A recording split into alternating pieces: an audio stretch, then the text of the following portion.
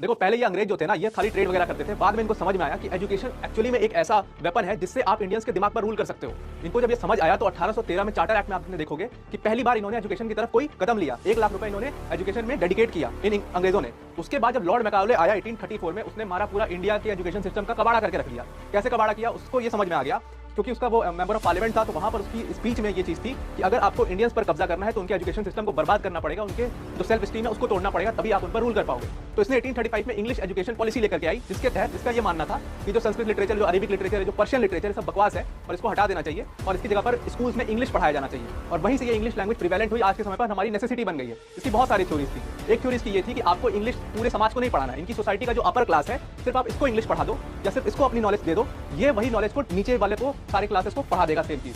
तो इसको कहते थे डाउन फिल्ट्रेशन थ्योरी। ये भी मैकाउले की डाउन फिल्ट्रेशन थ्योरी बहुत ज्यादा फेमस थी और इन्हीं सब इसकी थ्योरीज ने इंडिया के एजुकेशन सिस्टम का कबाड़ा कर दिया, गुरुकुल सिस्टम को खत्म करके रखा।